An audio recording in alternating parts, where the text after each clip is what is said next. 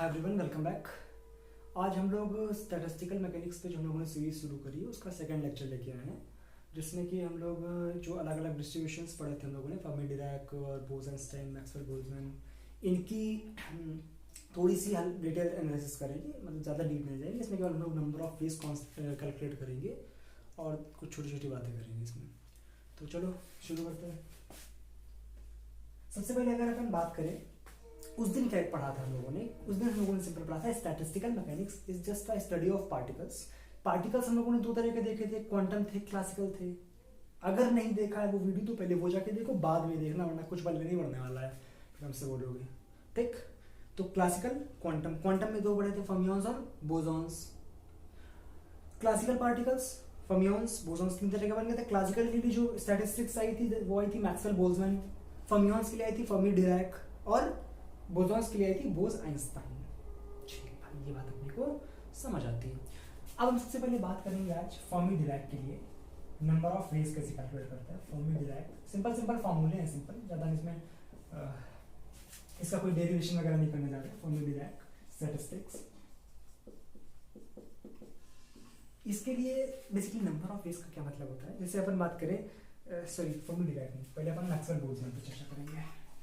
पहले अपन Maxwell Boltzmann statistics.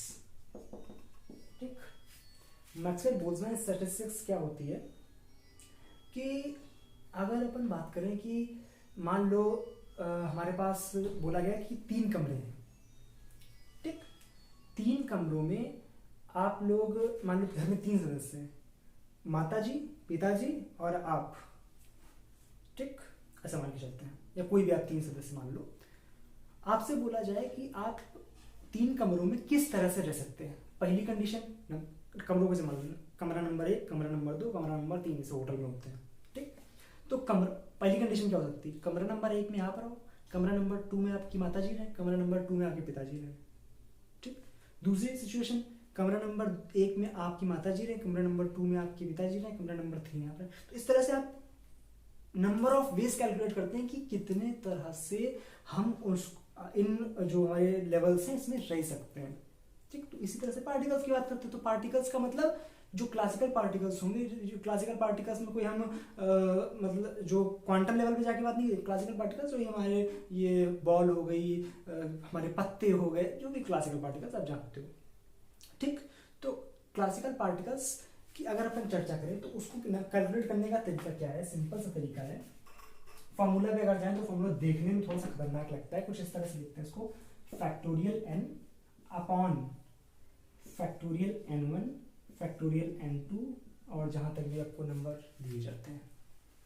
ठीक, n1 n2 क्या है कि मतलब पहली स्टेट में इतने पार्टिकल्स, दूसरी स्टेट में इतने पार्टिकल्स, तरह से आप n1 n2 की रखते हैं। ठीक, दूसरा तरीका, सॉरी इसमें दूसरे तरह से अपन बात क्या करते हैं, अगर हमें डीजेनरेसी भी दी हुई है। डीजेनरेसी का मतलब कि सेम एनर्जी स्टेट के एक से ज्यादा एनर्जी स्टेट्स हैं, एक से ज्यादा सेम एनर्जी के स्टेट्स हैं। ठीक, उसको बोलते हैं डीजेनरेसी। मान लो 2 स्टेट ऐसे हैं जिनकी एनर्जी सेम है, तो उसको बोलेंगे डीजेनरेसी उस लेवल की 2 है। ठीक, तो अगर डीजेनरेसी की भी अगर बात आ जाए तो वहां पे हम एक टर्म यूज करते हैं, पाई आई इन से n तक जी आई रेस्ट पावर एन आई। ठीक, जी आई क्या है, डीजेनरेसी, सॉरी, हाँ। ठीक, और एन आई क्या है, नंबर ऑफ पार्टिकल्स। पाई का मतलब क्या होता है, पाई का मतलब होता है सिंपल मल्टीप्लिकेशन। जैसे जी, इसको किस तरह लिखते हैं, G1 की पावर N1, G2 की पावर N2, इस तरह से। कोई दिक्कत? चलो आगे एग्जांपल से करेंगे, ज्यादा समझ आ जाएगा। जैसे मान लो हमने बोला कि मान लो टोटल नंबर ऑफ पार्टिकल्स हमारे पास 3, टोटल नंबर ऑफ पार्टिकल्स है 3,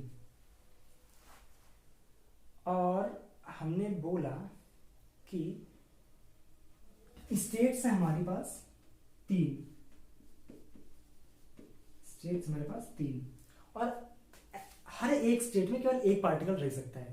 तो इसका मतलब क्या है, डिजेनरेसी तो दी नहीं गई हमको, तो ये वाला टर्म तो हटा दो। इसका मतलब क्या, अगर नंबर ऑफ वेज कैलकुलेट करना चाहें तो टोटल नंबर कितने हैं, factorial 3 upon number of states कितने हैं, क्या था, हाँ स्टेट्स कितने हैं 3, और हर स्टेट में कितने पार्टिकल्स सकते हैं एक, तो यानी फैक्टोरियल 1 फैक्टोरियल 1 फैक्टोरियल 1।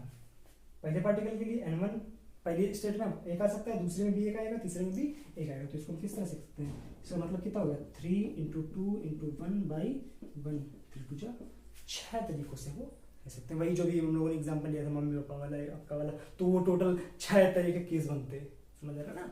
आप अगर कॉमन सेंस से इसको लाइन बाय लाइन लिख के करोगे ना तब भी आंसर 6 आएगा, लेकिन ये थोड़े शॉर्ट तरीके होते हैं। बड़े डाटा लेंगे हम लोग अभी इस बार, चलो छोड़ो ज़्यादा एग्जाम में जाते हैं, तो जब बड़े डाटा लेंगे तो उसमें फॉर्मूले ज़्यादा काम आते हैं, छोटे डाटा को तो आप ऐसे भी कर सकते हो, लेकिन कोशिश करना फॉर्मूले से करने की। दूसरी चीज़ अगर बात करें, इसको उतारना चाहो तो उतार लो, उतार लिया, चलो फॉर्मूला याद रखना तो सवाल तो हो ही जाएगा। फिर अगली चीज होती है हमारी Fermi-Dirac statistics. Fermi-Dirac statistics, statistics पूरा लिख लेना, ये ना समझना स्पेलिंग नहीं आती तो ऐसे लिख दिया, आती है इंग्लिश, ठीक है, इतनी कमजोर नहीं है, देखो उधर, सॉरी। चलो फर्मी-डिराक स्टैटिस्टिक्स में जो नंबर, थोड़ा सा फर्मियंस पे चर्चा कर ले। एक काम करना, अगर आपको फर्मी पार्टिकल फिजिक्स में थोड़ी बहुत दिक्कत है ना तो कमेंट सेक्शन में बताना। पार्टिकल फिजिक्स पे एक अगली वीडियो में पार्टिकल फिजिक्स की थोड़ी सी चर्चा कर लेंगे, फर्मियंस होते क्या है, बोसॉन्स क्या होते हैं, और बाकी जो भी थोड़ी बहुत एलिमेंट्री पार्टिकल फिजिक्स है थोड़ी सी चर्चा कर लेंगे। अगर दिक्कत हो तो बता देना, पक्का, प्रॉमिस, ठीक। देखो जरा फर्मी-डिराक स्टैटिस्टिक्स क्या होती है, इसमें लोग फर्मियंस की बातें करते हैं। फर्मियंस क्या होते हैं,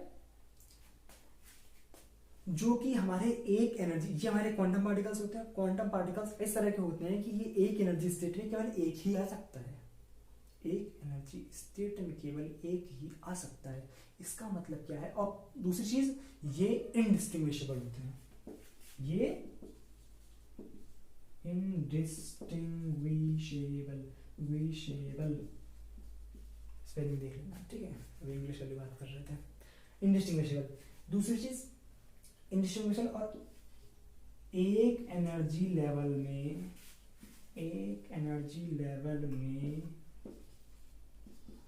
केवल एक फर्मियन ही आ सकता है, क्या चर्चा क्लियर है यहाँ तक, ठीक भाई। एक एनर्जी लेवल में एक ही आ सकता है, ठीक भाई। इसका मतलब क्या, जैसे अगर बात करें कि हमारे पास 3 एनर्जी लेवल हैं तो एक इसको कैलकुलेट करने का तरीका कितना हो जाए भाई। अब इनडिस्टिंग्विशेबल होते हैं, ये थोड़ी है कि एक फर्मियन इधर है, इसकी शक्ल ये है, दूसरे की शक्ल चेंज हो जाएगी। अब सबकी शक्ल सेम होती है फर्मियंस में, ये बात ध्यान रखना कि अगर तुम्हारी वो याद है बचपन में कंचे खेलते थे, तो कंचे आते तो अब भी खेलते होंगे, कंचे जो होते थे बिल्कुल एक तरीके के होते थे। अब ये मत कह देना सर मेरे पास तो एक उस तरह का था जिसमें वो अलग नीली धारी थी, एक पीली धारी थी, बोलने में तो कुछ होते हैं सेम कलर के, मान लो, ठीक। तो हमें करना क्या है, उसी तरह से मान लो, तो मान लो 3 एनर्जी लेवल है, ठीक। तो फर्मियंस कैसे बढ़ सकते हैं, मान लो पहला फर्मियन यहाँ भरा, दूसरा फर्मियन यहाँ भरा, तीसरा फर्मियन यहाँ भरा। अब ये तो है नहीं कि इसको एक बार यहाँ भर सकते, अब दोनों जब सेम है, दोनों को ये थोड़ी कि एक बार इसको इसमें भरा, एक बार इसको इसमें भरा, ऐसे नहीं कर सकते क्योंकि दोनों सेम चीज है। तो इसको नंबर कैलकुलेट करने का, अगर 3 हमारे पास एनर्जी स्टेट है, 3 फर्मियंस, तो एक ही करके ऐसा पॉसिबल तरीका है कि इसको हम बढ़ सकते हैं, क्योंकि किसी भी लेवल में एक से ज्यादा तो कर नहीं सकते हैं। कहानी क्लियर। तो फॉर्मूला क्या बनता है, फॉर्मूला ध्यान रखना, देखो ध्यान रखने वाली बात है, बोलियो मत, बोलिएगा तो सब गड़बड़ हो जाएगा। देखो इधर नंबर ऑफ फेज कैलकुलेट करने का, इसको हम लोग ये ओमेगा से इसको दिखाते हैं, ये हमारा फर्मी-डिराक के लिए फॉर्मूला क्या होता है, सिंपल पढ़ा होगा, GICNI, ठीक, NI, अरे यार बन जाओ, GICNI, GI डिजेनरेसी या नंबर ऑफ स्टेट्स जो है हमारे पास, ठीक। अगली चीज NI, उस स्टेट में कितने पार्टिकल्स है, यहाँ पे GI के नंबर ऑफ स्टेट्स, डीजेनरेसी में थोड़ा अलग केस जाएगा, ऐसे समझिए। एनआई क्या है, number of particle in that state, जैसा कि टोटल नंबर ऑफ पार्टिकल से भी कर सकते हैं। देखो एग्जांपल समझते हैं, मान लो हमारे पास वही तीन वाला, ठीक, 3 फर्मियन थे, 3 स्टेट थे, तो हम किस तरह से करेंगे, omega is equal to total state कितने 3C3 की वैल्यू कितनी होती है, पता नहीं। यहाँ तक कोई दिक्कत नहीं, दिक्कत तो अब आगे चलते हैं। लास्ट चीज हमारी आती है बोसॉन्स, यानी बोस-आइंस्टाइन स्टैटिस्टिक्स, बोस-आइंस्टाइन स्टैटिस्टिक्स। ठीक, एक सेकेंड,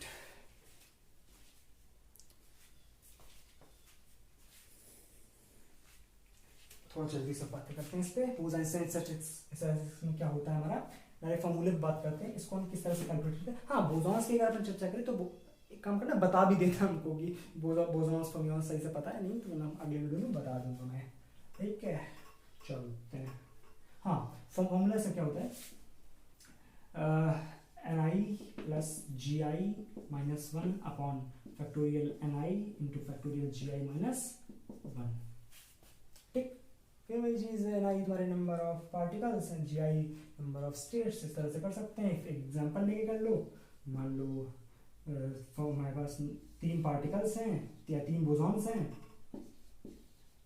ठीक, 3 स्टेट्स में भरना है, नंबर ऑफ वेज कैलकुलेट करो, क्या आ जाएगा 3 plus 3 minus 1 upon factorial 3 minus 1। Solve करके आंसर जो है कमेंट में लिख देना, कमेंट आंसर में लिख दोगे, सॉरी आंसर कमेंट में लिख दोगे तो हमें पता चल जाएगा तुमने भी कुछ किया है।